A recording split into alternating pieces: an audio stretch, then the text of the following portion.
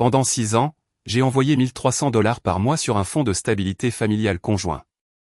Lors du dîner d'anniversaire, mon père s'est levé et a dit « Votre frère est la raison pour laquelle notre famille a encore des fondations. » J'avais financé 94% de ce compte. J'ai posé ma fourchette. La banque a confirmé la répartition des contributions par écrit. 93 600 $ et j'ai fermé ma part avant que le dessert n'arrive. Mon père a appelé 4 fois cette nuit-là. Je n'ai pas décroché. Je m'appelle Nora Collins et j'avais 34 ans la nuit où mon père s'est levé à une table de restaurant sous le regard de 40 personnes et a dit à l'assemblée que mon frère était la raison pour laquelle notre famille avait encore des fondations. Ce furent ses mots exacts. La raison pour laquelle cette famille a encore des fondations. J'avais une fourchette à la main. Je l'ai posée sur la serviette en tissu. J'ai pris mon verre d'eau. J'ai pris une gorgée et je n'ai pas dit un seul mot. Ce que mon père n'a pas dit, ce qu'aucune des 40 personnes dans cette pièce ne savait, c'est que pendant 6 ans, j'avais envoyé $1 300 chaque mois sur un compte qui portait nos deux noms. Un fonds de stabilité familiale conjoint, l'appelait mon père, un filet de sécurité, disait-il. Quelque chose que nous construisions ensemble discrètement, comme le font les personnes responsables. Il existe un document qui montre exactement combien chacun de nous a contribué à ce compte au cours de ces 6 années. Je l'avais vu 2 fois avant ce dîner. Je ne l'ai pas apporté à la table ce soir-là. Je n'en avais pas besoin. Pas encore.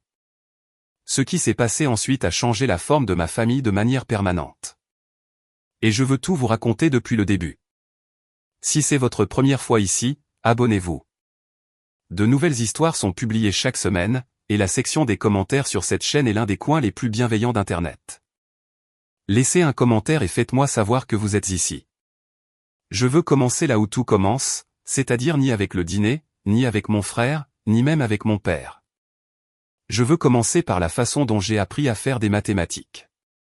Ma grand-mère, la mère de mon père, Elbeth Collins, gardait un grand livre de comptes verts sur la 2e étagère de son vaisselier de cuisine d'aussi loin que je me souvienne. Ce n'était pas un objet décoratif. C'était un document de travail. Chaque page comportait 3 colonnes. Ce qui entrait, ce qui sortait, et ce qui restait. Elle le mettait à jour chaque dimanche soir après le dîner, assise à la table de la cuisine à Harrisburg, en Pennsylvanie, avec un critérium et une tasse de tisane à la camomille qu'elle ne finissait jamais tant qu'elle était encore chaude. J'avais l'habitude de m'asseoir en face d'elle et de regarder. J'avais peut-être 9 ou 10 ans. Je ne comprenais pas tout ce qu'elle écrivait, mais j'en comprenais la discipline. La façon dont elle traitait les chiffres comme des faits plutôt que comme des sentiments. La façon dont elle n'arrondissait jamais à la hausse ou à la baisse. La façon dont elle tenait le registre. Peu importe si le registre était flatteur ou non. Les chiffres n'ont pas d'opinion. Elle me l'a dit un jour, elle l'a dit de la même manière qu'elle aurait dit « Le ciel est gris aujourd'hui ». Juste un constat. J'ai repensé à cette phrase pendant les 25 années suivantes. Je m'appelle Nora Collins. J'ai grandi à Harrisburg, et je suis resté dans les environs. Je vis maintenant à Lancaster, en Pennsylvanie, à 45 minutes à l'ouest de l'endroit où j'ai été élevé, dans une maison de 2 chambres que j'ai achetée moi-même à 31 ans. Je travaille comme analyste financière principale pour une entreprise régionale de logistique. Je fais ce travail depuis 9 ans. Mon travail, dans sa forme la plus simple, consiste à regarder où va l'argent et à dire aux gens la vérité sur ce que signifient les chiffres. Je suis doué pour cela. J'ai toujours été doué pour cela. Mon frère Derek a 3 ans de plus que moi. Il vit à 20 minutes de la maison de nos parents dans une maison de style colonial de 4 chambres que lui et sa femme Stacy ont achetée il y a 5 ans. Derek est charmant de la manière dont certaines personnes sont charmantes. Il remplit une pièce. Il se souvient des anniversaires. Il raconte des histoires au dîner qui font rire tout le monde au bon moment. Il travaille dans les ventes pharmaceutiques depuis 12 ans. Il n'est pas mauvais dans ce domaine. Il renifle. Il s'en sort bien. Il n'a jamais été promu au-delà de son territoire actuel, mais ce n'est pas une critique que j'ai jamais formulée à voix haute à qui que ce soit. Je vous le dis maintenant car les chiffres nécessiteront éventuellement un contexte. Mes parents sont Gerald et Francine Collins. Ils sont mariés depuis 40 ans, ce qui est le chiffre qui compte pour le reste de l'histoire. Mon père a 71 ans. Il a passé 30 ans en tant que directeur régional pour une entreprise manufacturière de taille moyenne. Il a pris sa retraite à 67 ans avec une pension modeste et une fierté d'autosuffisance qu'il portait comme d'autres hommes portent une montre. C'était toujours visible. Cela vous disait quelque chose sur lui sans qu'il ait besoin de le dire. Ma mère Francine est plus douce que mon père. Pas faible, plus douce. Elle arrondit les angles. Elle trouve l'interprétation des événements qui permet à tout le monde de rester à l'aise et elle présente cette interprétation doucement comme si elle y était parvenue naturellement plutôt que par effort. Je ne dis pas cela méchamment. C'est une compétence. Cela a gardé notre famille fonctionnelle pendant des décennies. Cela signifiait aussi que certaines choses n'étaient jamais examinées directement et que les personnes de notre famille qui étaient prêtes à ne pas être examinées profitaient de cet arrangement plus qu'elles n'auraient dû. Le pilier de notre famille élargie, la personne qui voyait clair et le disait, n'était pas ma grand-mère Elbette, bien qu'elle fût perspicace à sa manière. C'était ma grand-tante Vivian, la sœur cadette de ma grand-mère, qui avait 81 ans au moment du dîner, conduisait encore sa propre voiture jusqu'à la pharmacie et avait l'habitude d'observer les gens comme un entrepreneur observe un bâtiment, évaluant la charge. Notant les endroits où la structure subissait plus de pression qu'il n'y paraissait. Vivian avait survécu à un mari, un fils, et un partenariat commercial qui s'était mal terminé. Et elle était sortie de ces 3 épreuves avec une clarté particulière qui vient parfois aux personnes à qui l'on a donné raison sur des choses pour lesquelles elles auraient souhaité avoir tort. Elle s'asseyait au dîner de famille et ne disait presque rien. Mais quand elle parlait, vous vouliez noter ses paroles. Maintenant, le fond, cela a commencé, comme beaucoup de choses dans ma famille ont commencé, avec une conversation qui semblait raisonnable sur le moment. J'avais 28 ans. Mes parents en avaient 65 et 63. Mon père avait récemment pris sa retraite plus tôt que prévu parce que l'entreprise pour laquelle il travaillait avait subi une restructuration et son poste avait été supprimé d'une manière qui avait été présentée comme volontaire mais qui ne l'était pas entièrement. Sa pension était intacte mais réduite. Le départ anticipé lui avait coûté environ 18% du montant prévu. Il n'en discutait pas ouvertement. Ce qu'il disait, c'était que lui et ma mère ajustaient leurs attentes et étaient intentionnels concernant le chapitre suivant. Il m'a appelé un jeudi soir d'octobre. Il a demandé comment allait le travail. Je lui ai dit que cela se passait bien. Il a dit qu'il était fier de moi. Il a dit qu'il avait toujours su que j'étais doué pour les chiffres. Et puis il a dit que lui et ma mère avaient pensé à créer une petite réserve familiale, pas pour quelque chose de spécifique, juste un coussin, un fonds de stabilité, quelque chose qui resterait discrètement de côté et qui serait là si jamais on en avait besoin. Il a dit qu'il avait parlé à la banque d'un compte conjoint, un compte qui porterait son nom ainsi que le mien, et qu'il espérait que je serais prête à contribuer avec un montant modeste chaque mois. J'ai demandé ce qu'il avait en tête. Il a dit $1,200, peut-être $1,300 par mois si c'était faisable. Je suis restée silencieuse pendant un moment. J'ai pensé au grand livre de comptes verts. J'ai pensé à ce qui reste. J'ai dit oui. Je veux être clair sur un point. J'ai dit oui parce que j'aimais mon père et parce que la demande semblait sincère. Il ne l'a pas décrite comme urgente. Il ne m'a pas mis la pression. Il a dit si c'est faisable et il le pensait, ou du moins il l'a dit comme s'il le pensait. Je gagnais bien ma vie. Je n'avais pas de personne à charge. J'avais mes propres économies, séparées de cela. Contribuer à hauteur de $1,300 par mois pour un coussin familial semblait être une chose responsable à faire pour une personne dans ma position. J'ai mis en place le virement automatique un vendredi. $1,300 le 15 de chaque mois de mon compte courant personnel vers le compte conjoint que mon père avait ouvert à la First Keystone Bank. C'était 6 ans avant le dîner d'anniversaire. Au cours de ces 6 années, j'ai posé des questions sur le compte à 4 reprises. La première fois, au bout de 2 ans, j'ai demandé à mon père comment se portait le solde. Il a dit qu'il augmentait régulièrement et qu'il était reconnaissant pour ma constance. La deuxième fois, au bout de 3 ans, j'ai demandé s'il y avait un solde cible vers lequel nous travaillions. Il a dit qu'il n'avait pas fixé de chiffre spécifique, que l'important était l'habitude plus que la destination. La troisième fois, après 4 ans et demi, j'ai demandé directement si Derek contribuait. Mon père a dit que Derek traversait une période difficile avec une nouvelle maison et que nous en reparlerions quand les choses se calmeraient. La quatrième fois, au bout de 5 ans, j'ai posé la même question. Mon père a dit qu'il appréciait ma patience et que la famille ne fonctionnait pas toujours selon un registre comptable. J'ai entendu cette phrase. La famille ne fonctionne pas toujours selon un registre comptable. Je n'y ai pas répondu. Je l'ai classé au même endroit que le grand livre de comptes verts, le critérium et ce qui entre, ce qui sort et ce qui reste. J'ai continué à envoyer l'argent. Le 40e anniversaire de mariage de mes parents tombait un samedi à la fin du mois de septembre. Ma mère l'attendait avec impatience depuis plus d'1 an. Ce n'est pas une personne qui demande beaucoup. Elle ne réclame pas de cadeaux. Elle ne fait pas d'exigences sur la façon dont les fêtes sont célébrées. Mais le 40e signifiait quelque chose pour elle. Elle en avait parlé à Noël l'année précédente. Elle en avait reparlé au printemps. Elle avait dit qu'elle adorerait réunir la famille pour un vrai dîner dans un bel endroit, le genre de dîner dont on se souvient. Mon père a organisé le lieu. Cela m'a légèrement surprise. Mon père n'était généralement pas la personne en charge de la logistique, mais il a dit qu'il voulait s'en occuper lui-même et il a choisi Méridian, un restaurant du centre-ville de Harrisburg qui peut accueillir environ 90 personnes et propose des dîners à prix fixe pour des événements privés. Il a réservé une salle à manger privée pour 40 invités. Il a commandé un gâteau. Il a prévu un service de champagne au début de la soirée. J'ai pris le volant depuis Lancaster l'après-midi du dîner.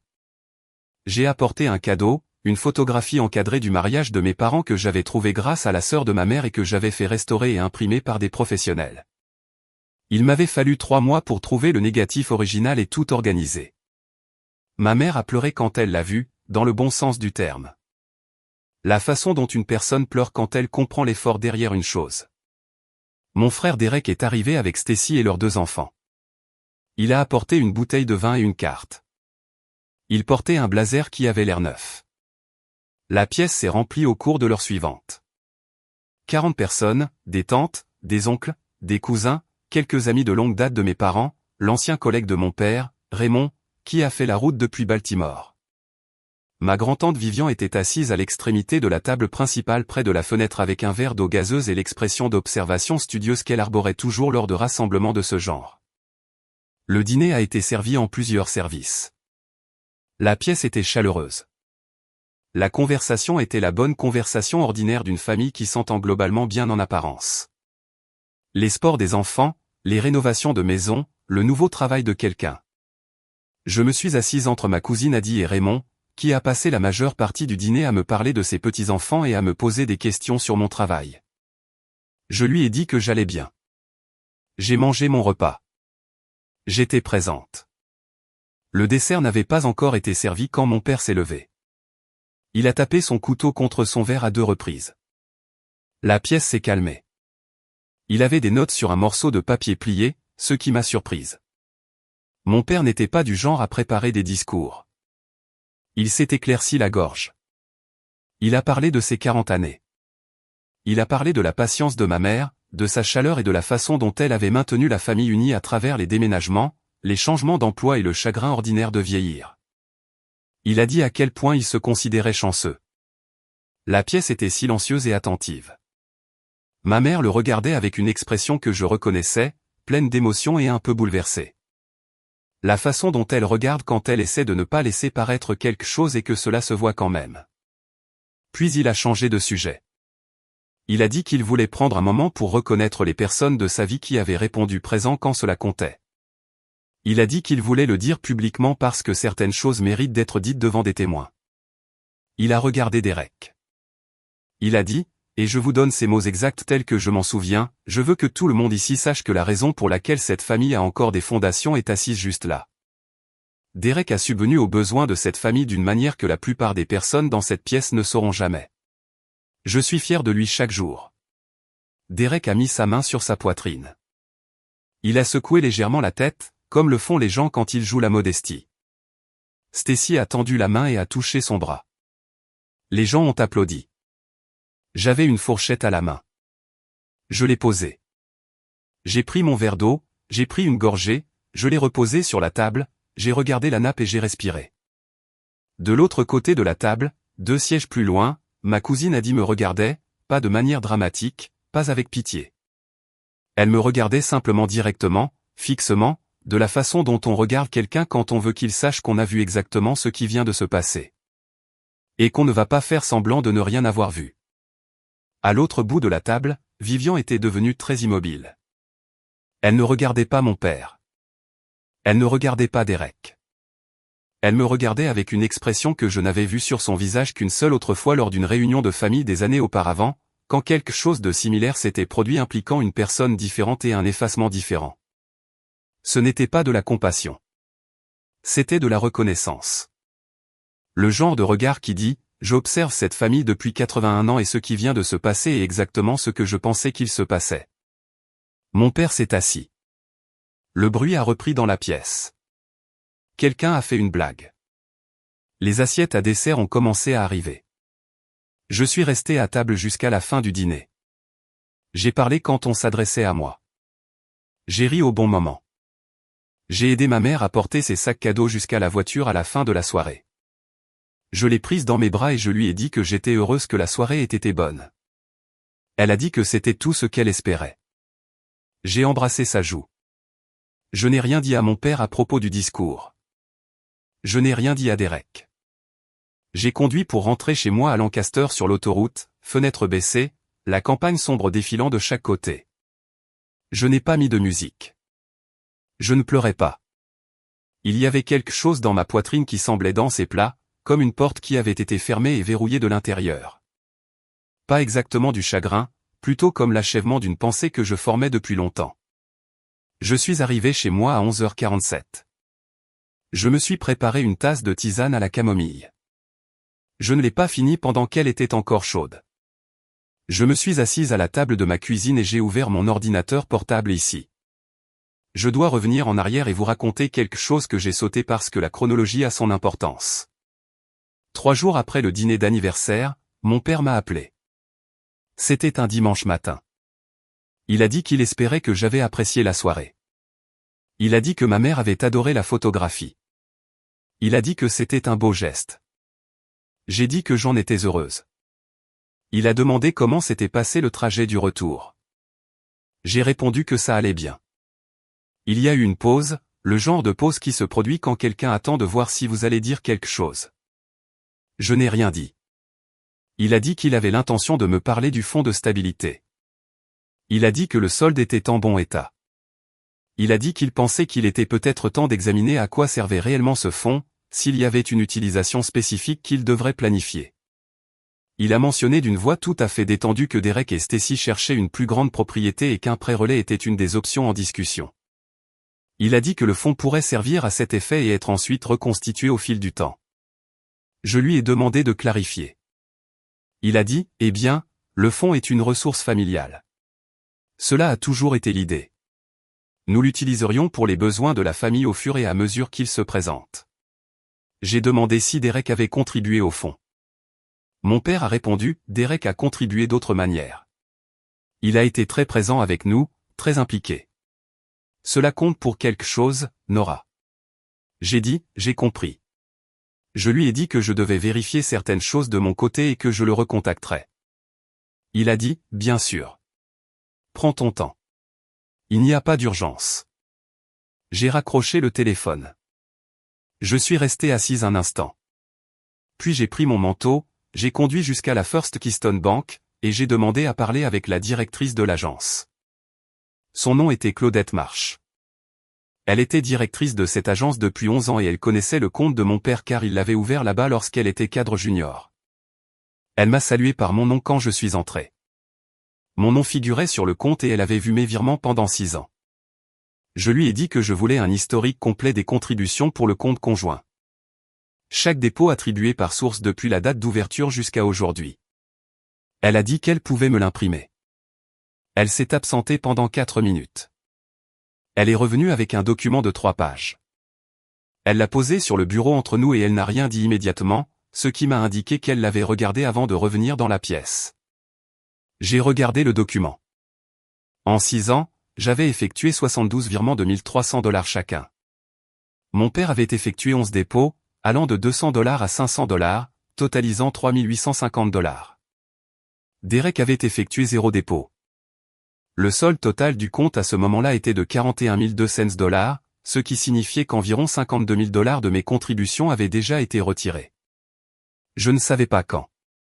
Je ne savais pas pourquoi. L'historique des retraits montrait une série de virements sortants, certains vers le compte courant personnel de mon père, d'autres vers un compte que je ne reconnaissais pas.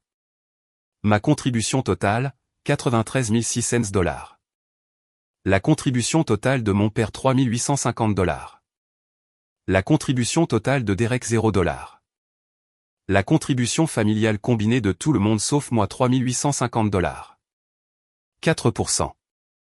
J'ai regardé ce chiffre pendant un long moment. Claudette était assise en face de moi et ne m'a pas pressé. Au bout d'un moment, j'ai levé les yeux. Je lui ai demandé ce que je devais faire pour retirer mon nom du compte et arrêter les virements automatiques. Elle a expliqué que, puisqu'il s'agissait d'un compte conjoint, le retrait de mon nom nécessiterait également la signature de mon père, ou sinon, je pouvais clôturer ma part des contributions et contester la structure du compte. Elle a dit qu'elle devrait m'expliquer les options en fonction du résultat que je souhaitais obtenir. J'ai dit que je voulais que les virements automatiques soient arrêtés immédiatement et que je voulais un document de l'historique complet des contributions signées et datées par l'agence. Elle a dit qu'elle pouvait faire ces deux choses tout de suite.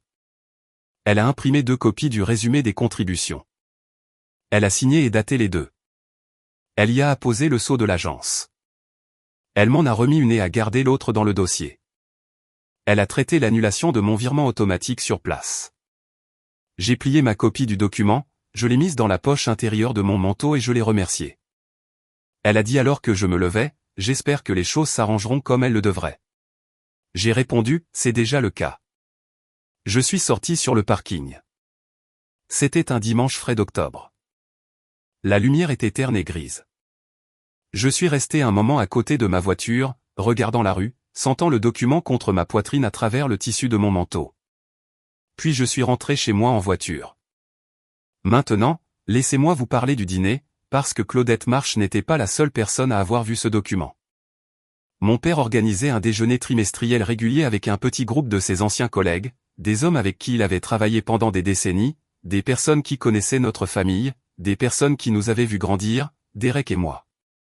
Il organisait ses déjeuners dans un restaurant appelé le Fieldstone Grill à Harrisburg, un endroit avec des boiseries sombres et de bonnes soupes, et le genre de tranquillité qui permet de vraies conversations. Il faisait ses déjeuners depuis 12 ans. Il avait invité Derek à ce déjeuner en particulier. Il ne m'avait pas invité. J'étais au courant du déjeuner parce que ma mère l'avait mentionné en passant lors d'un appel téléphonique la semaine suivant le dimanche où je m'étais rendu à la banque. Elle a dit que mon père l'attendait avec impatience, que Raymond ferait à nouveau le trajet, que c'était une bonne chose pour lui de rester en contact avec les personnes de ce chapitre de sa vie. Elle n'a pas dit que Derek y allait. Je l'ai découvert par ma cousine Adi, qu'il avait entendu de sa mère, laquelle avait parlé avec la mienne. Je veux être précise sur ce que je vais vous dire ensuite parce que la précision compte ici. Je ne me suis pas présenté à ce déjeuner pour faire une scène. Je n'y suis pas allé pour confronter mon père. J'y suis allé parce que Vivian m'avait appelé. Elle m'avait appelé 4 jours après la visite à la banque, un mercredi soir. Elle a demandé comment j'allais. J'ai dit que j'allais bien. Elle a dit, non, comment vas-tu vraiment? Et quelque chose dans sa façon de le dire, sa constance, son refus d'accepter une réponse superficielle m'a poussé à lui dire la vérité. Je lui ai parlé du fond. Je lui ai parlé des 6 années. Je lui ai parlé du résumé des contributions. Je lui ai parlé de l'appel téléphonique où mon père avait mentionné le pré-relais de Derek. Vivian est restée silencieuse un instant. Puis elle a dit, ton grand-père m'a fait quelque chose de similaire autrefois. Une forme différente, la même structure. Je veux te demander quelque chose. Est-ce que quelqu'un dans la famille connaît les vrais chiffres à part toi? J'ai répondu, non. Elle a dit qu'il le devrait. Elle a dit qu'elle serait au Fieldstone Grill le jeudi. Elle a dit qu'elle avait ses propres raisons d'y être. Raymond était aussi un vieil ami à elle, rencontré lors d'un conseil d'administration d'une association caritative où ils avaient tous deux siégé il y a des années, et elle avait prévu de passer pour dire bonjour. Elle a dit que si par hasard j'apportais le document et si par hasard il venait sur le tapis dans la conversation d'une manière naturelle et claire, elle pensait que ce serait approprié. J'ai dit que j'y réfléchirais. J'y ai réfléchi pendant 36 heures. J'ai conduit jusqu'à Harrisburg le jeudi. Je me suis garé à 2 rues du Fieldstone Grill. Je suis restée assise dans ma voiture pendant 11 minutes. Je n'étais pas vraiment nerveuse. J'étais dans l'état où je me trouve avant une présentation difficile au travail, concentré, immobile, clair sur ce que disent les chiffres et prêt à le dire simplement. Je suis entré. Le déjeuner était déjà en cours. Mon père était à une table ronde près du fond de la salle avec Raymond, deux autres hommes que j'ai reconnus comme étant d'anciens collègues, Derek et Vivian, qui étaient assis au bord de la table avec son eau gazeuse et son expression d'observation. Et qui m'a lancé un regard quand je suis entré qui disait sans un mot, « Te voilà ». Mon père a levé les yeux et son visage a exprimé quelque chose de complexe. Il a souri, le sourire réflexe d'une personne qui se recalibre rapidement, et il a dit, « Nora, je ne savais pas que tu venais. » J'ai répondu, j'étais dans le coin. J'espère que ça ne dérange pas. Raymond s'est levé immédiatement, m'a serré dans ses bras, a dit que c'était merveilleux de me voir et a approché une chaise. Les deux autres hommes, Paul et Gareth, comme je les appellerai, m'ont salué chaleureusement. Derek regardait son verre d'eau. Je me suis assise. La conversation a continué pendant quelques minutes de manière ordinaire. Raymond a posé des questions sur mon travail. Je lui ai parlé d'un projet que je gérais. Mon père m'observait de l'autre côté de la table avec l'attention prudente de quelqu'un qui essaie de cerner une situation. Puis Vivian a dit sur le ton de conversation non précipité qu'elle utilisait toujours, « Gérald, je voulais te demander quelque chose. Lors de ton dîner d'anniversaire la semaine dernière, tu as mentionné que Derek a subvenu aux besoins de la famille d'une manière que la plupart des gens ignorent. Cela m'a rendue curieuse. Que voulais-tu dire précisément ? » La table est devenue un peu plus silencieuse. Pas de manière dramatique, juste l'apaisement naturel qui se produit lorsqu'une question atterrit avec du poids. Mon père a dit, « Eh bien, Derek a été très présent, d'un grand soutien. Il est reniflement là pour nous d'une manière. » Vivian a coupé, je pose la question sur l'aspect financier. Vous avez un fonds de stabilité familiale. C'est bien ça ? Je me souviens que tu l'as mentionné il y a quelques années. Mon père a regardé Derek. Derek regardait toujours son verre d'eau. Mon père a dit, c'est une affaire de famille, Vivian. Vivian a répondu, oui, je suis de la famille. Il y a eu une pause. J'ai plongé la main dans la poche intérieure de mon manteau.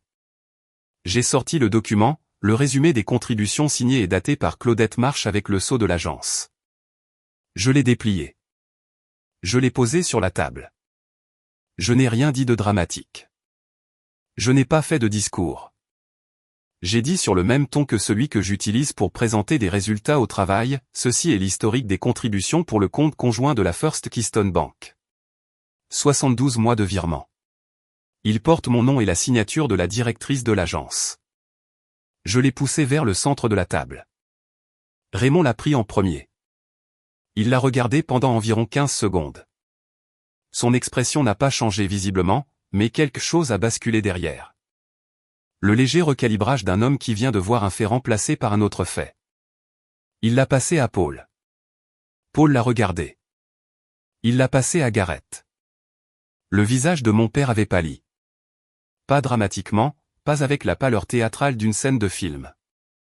Juste un léger assèchement, une immobilité autour des yeux. L'air qu'a une personne quand le sol s'est dérobé sous elle et qu'elle n'a pas encore décidé comment réagir. La mâchoire de Derek s'était crispée. Il ne me regardait toujours pas. Gareth a posé le document sur la table entre nous. Personne n'a rien dit pendant un moment. Puis Vivian, qui avait observé toute la scène avec la même constance non précipitée, a pris le document elle-même et l'a regardé. Elle l'a regardé pendant un long moment. Elle l'a reposé. Elle a pris une gorgée de son eau gazeuse. Elle a dit, 94%. Juste ces mots. Elle les a prononcés de la même façon que ma grand-mère disait que les chiffres n'ont pas d'opinion. Factuel, sans fioriture. Mon père a dit, enfin, Nora, je pense que nous devrions parler de cela en privé. J'ai répondu, j'ai fermé ma contribution au compte. La banque l'a traité dimanche. Je voulais que tu le saches. Elle a dit, tu as quoi? J'ai répondu, le virement automatique a été annulé. La banque a la documentation de l'historique complet. J'ai pensé qu'il était important que ce soit clair. Mon père a regardé Derek. Derek a regardé ses mains. Raymond, qui connaissait mon père depuis 30 ans, regardait la nappe, pas avec drame, avec l'inconfort privé et spécifique d'un homme à qui l'on vient de montrer qu'une personne qu'il respectait a fait quelque chose qui ne tient pas la route. J'ai plié le document et je l'ai remis dans mon manteau. J'ai dit, encore félicitations pour ses 40 ans. Je le pense sincèrement. Je me suis levé. J'ai dit au revoir à Raymond, à Paul et à Gareth. J'ai dit au revoir à Vivian qui m'a regardé avec une expression qui n'était pas du triomphe et n'était pas de la pitié. C'était quelque chose de plus proche de la reconnaissance.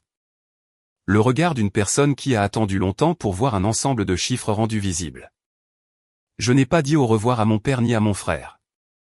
Je suis sorti du Fieldstone Grill dans la matinée grise d'octobre. Je suis monté dans ma voiture. J'ai reconduit jusqu'à Lancaster. Je me suis arrêté à une épicerie en chemin et j'ai acheté des ingrédients pour la soupe et une miche de pain. Je suis rentré chez moi et j'ai préparé de la soupe. Mon père a appelé à 2h14 cet après-midi-là. Je n'ai pas décroché. Il a appelé à 4h07. Je n'ai pas décroché. Il a appelé à 6h33. Je n'ai pas décroché. Il a appelé à 9h18. Je n'ai pas décroché. Les appels ont continué au cours des jours suivants dans de multiples directions.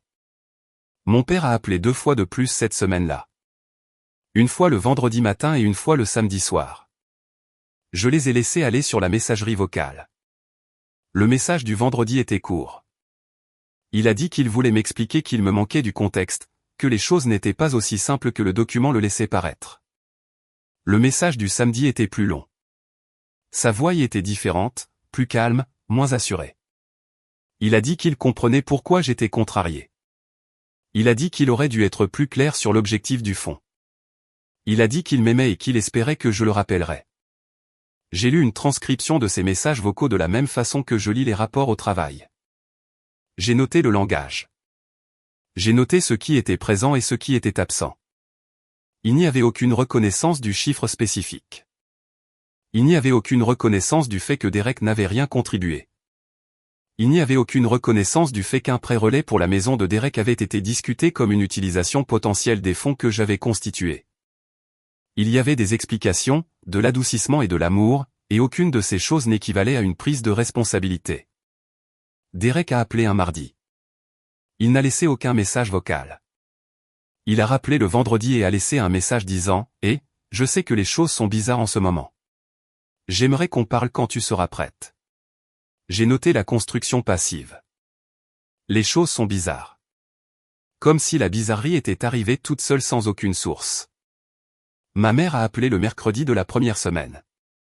Son message était prudent, ce qui m'indiquait qu'elle y avait réfléchi avant d'appeler. Elle a dit qu'elle espérait que j'allais bien. Elle a dit qu'elle savait que le dîner avait dû être difficile à entendre. Elle a dit que mon père disait parfois des choses dans ses discours sans y avoir pleinement réfléchi et qu'elle était sûre qu'il n'avait pas voulu sous-entendre ce qu'il semblait sous-entendre. Elle a dit qu'elle adorerait qu'on se parle. J'ai rappelé ma mère. Ce fut une longue conversation, d'1 heure environ. Elle m'a demandé de lui expliquer ce que j'avais découvert à la banque, et je l'ai fait de manière factuelle sans embellissement. Je lui ai dit les chiffres. Je lui ai parlé de l'historique des retraits. Je lui ai parlé de l'appel où mon père avait mentionné le prêt-relais de Derek. Je lui ai parlé de Claudette Marsh et du document signé. Ma mère est restée silencieuse pendant un long moment après que j'ai terminé. Elle a dit, je ne savais rien au sujet de ce fonds, Nora. Je veux que tu le saches. Je savais que tu contribuais un peu chaque mois, mais je ne connaissais pas sa structure ni les montants. Je l'ai cru. Je la crois encore. Elle a dit, je ne sais pas quoi dire à propos de ton père. Je pense qu'il s'est habitué à quelque chose auquel il n'aurait pas dû s'habituer. J'ai répondu, je pense que c'est une évaluation raisonnable. Elle a demandé, est-ce que tu vas bien? J'ai dit que oui. Je le pensais. Parce que voici ce que je veux que vous compreniez. Et c'est la partie qui est plus difficile à expliquer que les chiffres. Je n'ai pas été dévasté par ce que j'ai trouvé dans ce document bancaire. Je n'ai pas été choqué dans le sens le plus profond du terme. Il y avait une partie de moi depuis des années, depuis la 2e fois que j'avais posé des questions sur les contributions de Derek et qu'on m'avait dit qu'il traversait une période difficile, qui soupçonnait la forme de ce que j'ai fini par confirmer. Le document n'a rien brisé en moi. Il a clarifié quelque chose qui était déjà discrètement vrai. Ce que j'avais perdu n'était pas quelque chose qui s'est brisé quand le document est apparu. Ce que j'avais perdu était quelque chose que je perdais lentement par petits fragments depuis des années. La visite à la banque lui a juste donné une date et un chiffre. Il y a un type particulier de chagrin qui ne s'annonce pas bruyamment. Il arrive dans les espaces entre les choses, entre un discours et une fourchette que l'on pose, entre un appel téléphonique et un trajet de retour à la maison, entre ce que quelqu'un dit sur la famille et ce que le registre comptable montre réellement. Ce genre de chagrin est plus silencieux que l'autre et, à certains égards, il est plus difficile à nommer, mais il n'en est pas moins réel. Je vivais avec ce chagrin et il était gérable, et je n'allais pas le laisser me rendre cruel. Adi m'a appelé à la fin de la première semaine. Elle a dit qu'elle avait appris par sa mère que l'on avait parlé du déjeuner au Fieldstone Grill. Elle a demandé si j'allais bien. J'ai répondu que oui. Elle a dit, pour ce que ça vaut, Raymond a dit à ma mère qu'il avait toujours pensé que tu étais celle qui était organisée. Il a utilisé cette expression exacte, celle qui est organisée. Elle l'a dit de la façon dont on dit quelque chose quand on veut que le message passe sans en faire tout. Un plat. Je l'ai remercié. Je l'ai apprécié plus que je ne l'ai dit. Le samedi suivant, mon père a conduit jusqu'à Lancaster. Il n'a pas appelé à l'avance. Il a frappé à ma porte à 10 heures du matin. Je l'ai fait entrer. Nous nous sommes assis à la table de ma cuisine et il a parlé pendant un long moment. Il a dit que le fonds avait été son idée et qu'il n'avait pas été rigoureux sur la façon dont il était géré. Il a dit que Derek avait des difficultés financières depuis plus longtemps que la famille ne le savait, que son territoire de vente pharmaceutique avait été réduit, qu'il y avait eu 1 ou 2 années de vaches maigres. Et qu'il avait discrètement aidé Derek sans vouloir en faire une conversation de famille. Il a dit qu'il avait utilisé le fonds pour une partie de cela. Il a dit qu'il n'avait pas réfléchi clairement à la provenance de l'argent. J'ai répondu que tu savais d'où il venait. Il n'a pas contesté cela. Il a dit que j'avais eu tort de gérer les choses de la façon dont je l'avais fait et que je me trompais à propos du discours. J'ai dit oui. Il a regardé ses mains. Il a dit, j'aimerais trouver un moyen d'arranger cela. J'ai répondu, je sais que tu l'aimerais. Je n'ai pas dit oui. Je n'ai pas dit non. J'ai dit que j'avais besoin de temps et que je le recontacterais. Il a demandé s'il pouvait rester pour prendre un café. J'ai répondu que je pensais qu'il valait mieux qu'il ne reste pas aujourd'hui. Il a hoché la tête. Il s'est levé. Il a regardé autour de ma cuisine de la façon dont les gens regardent un endroit quand ils essaient de le mémoriser au cas où il ne reviendrait pas de sitôt. Il a dit qu'il était fier de moi. Il l'a dit doucement, presque pour lui-même. Je l'ai raccompagné jusqu'à la porte. Je l'ai regardé s'éloigner en voiture. Je suis rentré à l'intérieur et j'ai lavé les 2 tasses que j'avais sorties sans les remplir, puis je les ai remises dans le placard. Derek m'a envoyé un message plus long 2 semaines après le déjeuner. C'était un message qui faisait environ 12 paragraphes, que j'ai lu attentivement. Il m'a expliqué les années difficiles.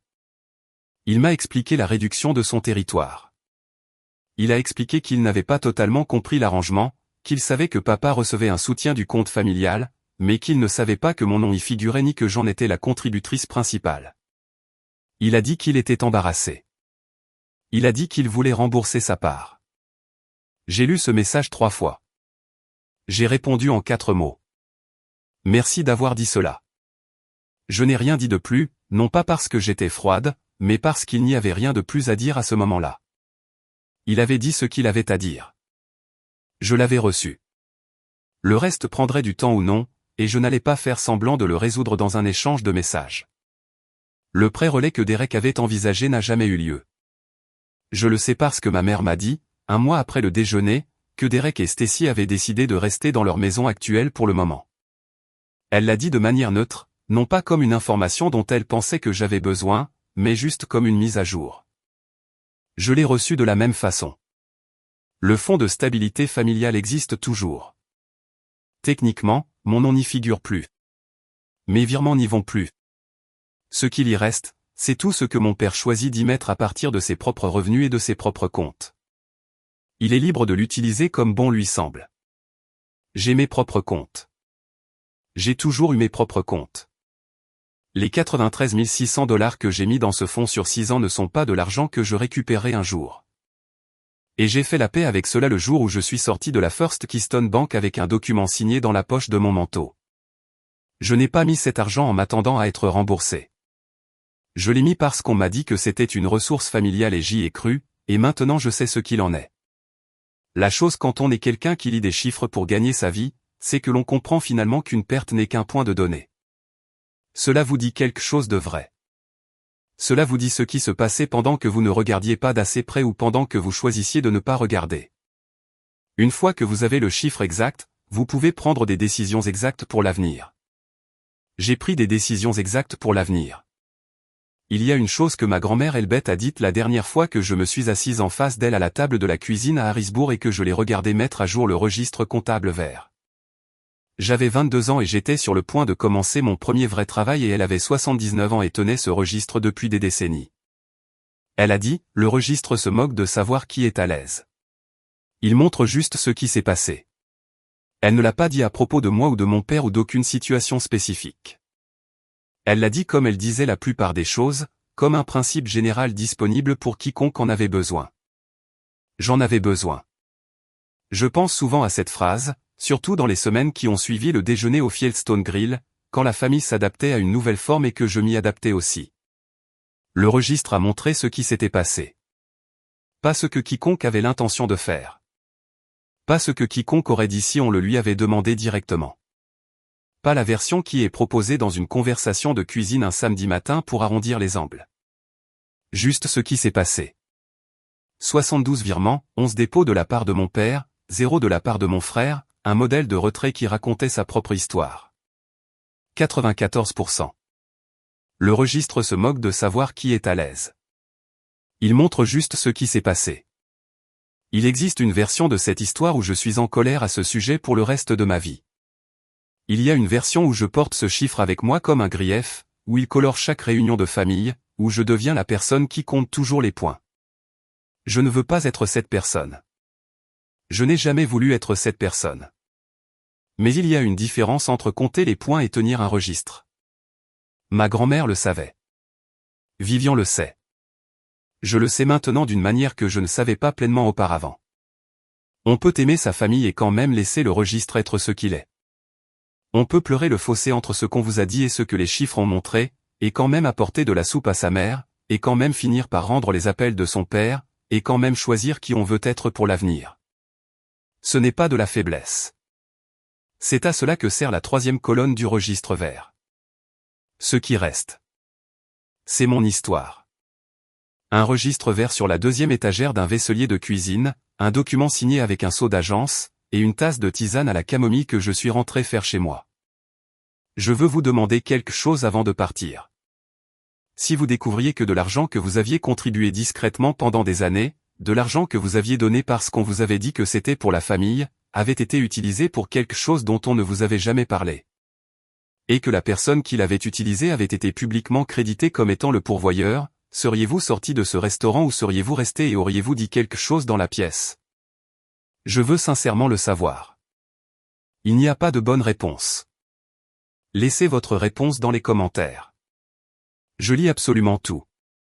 Cette histoire est entièrement fictive et destinée uniquement à des fins de divertissement et d'éducation.